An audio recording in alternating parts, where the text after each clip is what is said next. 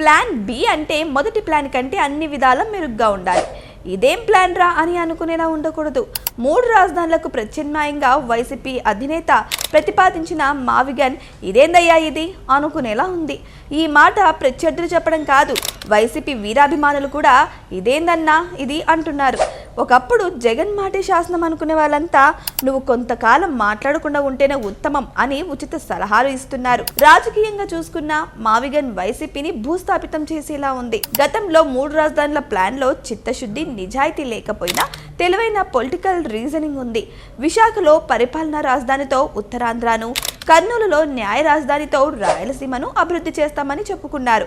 ఈ కారణంతోనే అమరావతిని వ్యతిరేకించాలని డిసైడ్ అయితే పాత 3 ముక్కలాటకు కట్టుబడి ఉండాల్సిందని జగన్ శ్రేయోభిలాషులే చెబుతున్నారు. ప్రాంతీయవాదంతో 3 క్యాపిటల్స్ ను సమర్థించుకునే ఛాన్స్ ఉండేది. కానీ మావిగన్ పేరుతో ఇటు అమరావతికి వ్యతిరేకం అనే ముద్ర వేయించుకోవడంతో పాటు ఉత్తరాంధ్ర, రాయలసీమ ప్రాంతాలను జగన్ విస్మరించారనే అపవాదు తెచ్చుకున్నారు.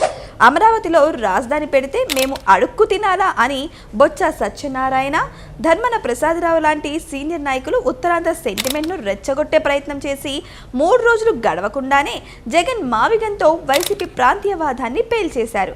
జగన్ వ్యాఖ్యలతో అటు రాయలసీమలోనూ వైసీపీ గాలి తీసేసినట్టయింది.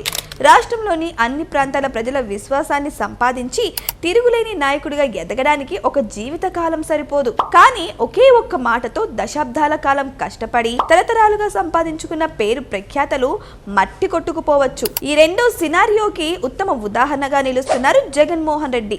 3 రాజధానులకు ప్లాన్ బిగా ఆయన ప్రతిపాదించిన మావిగన్ పై సోషల్ మీడియాలో ఎలాంటి రియాక్షన్ వచ్చిందో ప్రజలంతా చూస్తూనే ఉన్నారు. ఈ స్పందన వైసీపీ పునాదులను కదిలిస్తుంది. నెట్ లో పేరుతున్న జోకులు, వేస్తున్న సెటైర్ల దెబ్బకు వైసీపీ వీరాభిమానులు, ఆ పార్టీకి అన్ని విషయాల్లో సపోర్ట్ చేసిన మహా మేధావులు కూడా మావిగన్ కు ఆమడ దూరం జరుగుతున్నారు.